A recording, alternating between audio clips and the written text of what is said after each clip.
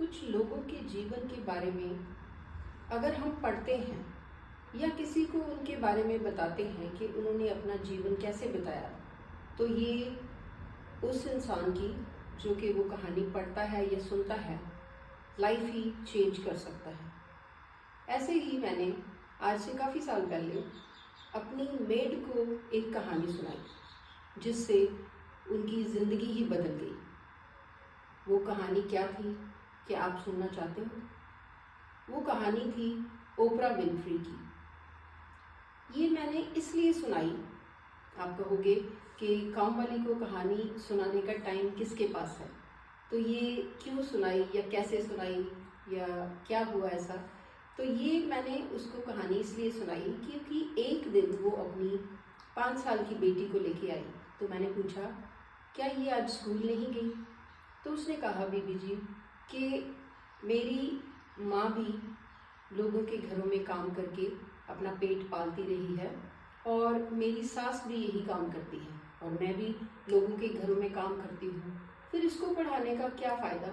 हमारी तो किस्मत ही ऐसी है और ये भी तो लोगों के घरों का काम करेगी जब बड़ी होगी, तो पढ़ाने का क्या फ़ायदा? ऐसा सुन के मुझे बड़ा अजीब फील हुआ और मैंने उसको बोला, चलो अपना काम निपटा लो और आओ इधर एक साथ चाय पीते हैं और मैं आपको एक कहानी सुनाती हूँ जो कि सच्ची कहानी है।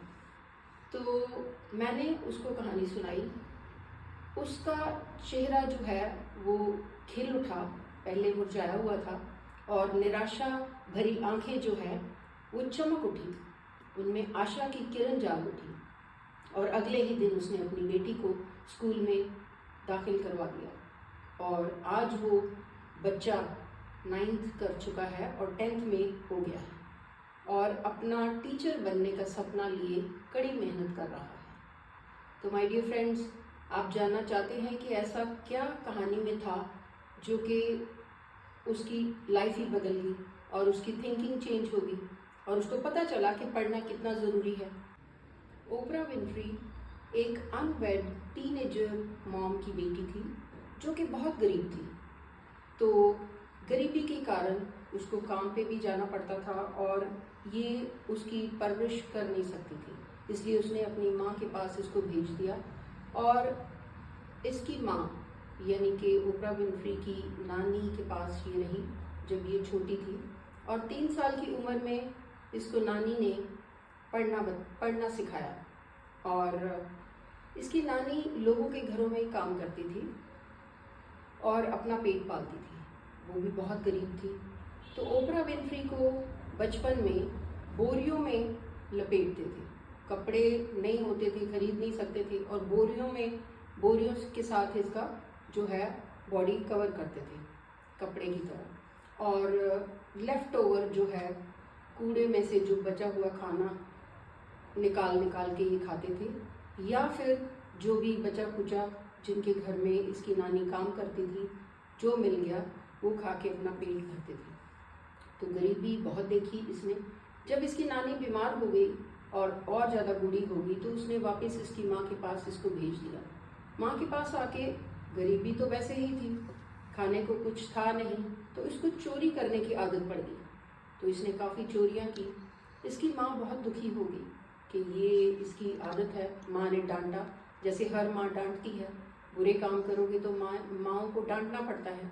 तो डांट को इसने मन पे लेके तो ये घर से भाग गई, जो कि ऐसे किसी बच्चे को नहीं करना चाहिए, क्योंकि जो माँ बाप जो है वो डांटते हैं आपके लिए ही, अच्छे के लिए डांटते हैं, बुरी बातों से बचाने के लिए डांटते हैं।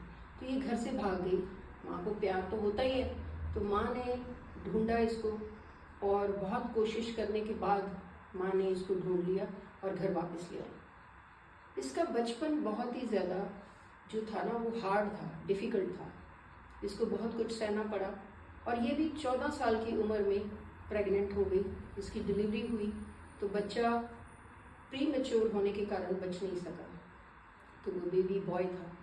तो लेकिन फिर इसकी माँ ने तंग आके तो इसको इसके स्टेप फादर के घर भेज दिया कि आप इसको थोड़ा देखो। इसके स्टेप फादर बहुत अच्छे थे, he was a very gentleman, और उन्होंने इसको पढ़ने के लिए इनका हौसला बढ़ाया और इनको रीडिंग की बहुत अच्छी हैबिट पड़ गई। ये काफ़ी बुक्स रीड करते थे। और ये जो ओपरा विनफ्री है, ये जो इन्होंने एडमिशन ली कॉलेज में, टेनेसी कॉलेज में, यूनिवर्सिटी में इन्होंने एडमिशन ली, और वहाँ पे इनके जो सब्जेक्ट थे वो थे पब्लिक स्पीकिंग और एक्ट्स, मतलब आर्ट वगैरह को किस तरह से प्रेजेंट करना है। तो ये इनके मास्टर्स थे, मास्टर मतलब मेन सब्जेक्ट्स। तो काफ़ी मेहनत की इन्होंने, पढ़ने का शौक हो गया, और हाई स्कूल में पढ़ते पढ़ते ही इनको रेडियो में जॉब मिल गई। तो फिर इनको अप्रिशिएट किया सबने कि बहुत अच्छी ये ओरेटर हैं, तो इनको टीवी में जॉब मिल गई। टीवी में जब इसको को एंकर की जॉब मिली तो न्यूज़ रीडिंग करते करते ये भावुक हो जाती थी, क्योंकि इमोशनल थी, और चाइल्डहुड में इन्होंने बड़ा पॉवर्टी और ट्रॉमा देखा हुआ था। तो जब भी कोई ऐसी संवेदनशील खबर होती तो ये पढ़ते पढ़ते इनका जो फेस एक्सप्रेशन है या इनका रोना निकल जाता। इस वजह से 23 साल की उम्र में इनको जो है वो इनकी जो पहली जॉब से निकाल दिया गया। फिर इन्होंने हौसला नहीं हारा, इन्होंने फिर अप्लाई किया।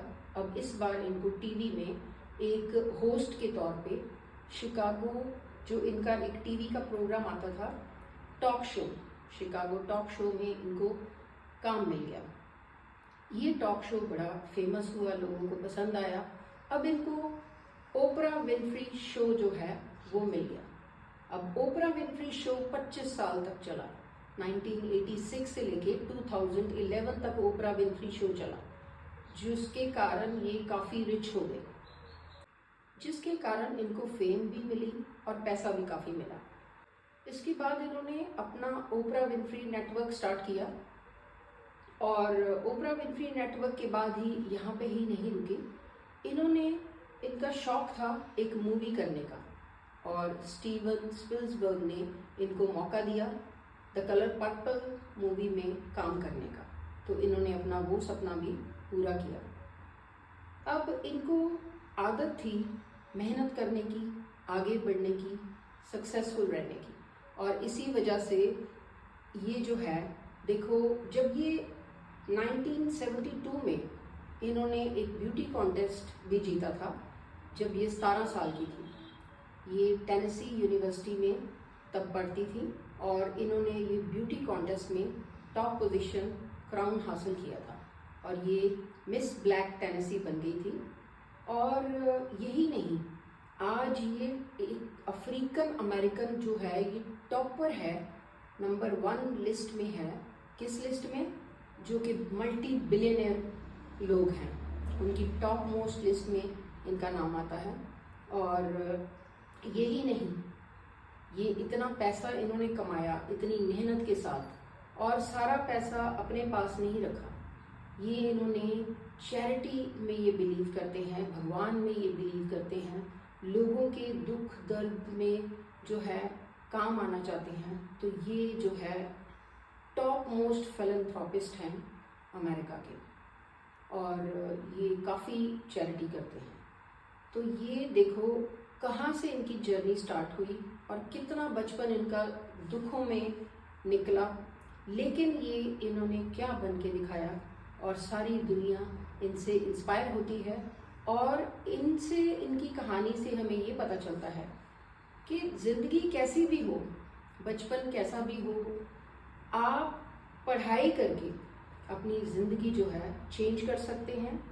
आप रोडपति से करोड़पति बन सकते हैं, ठीक है, ज़ीरो से हीरो बन सकते हैं।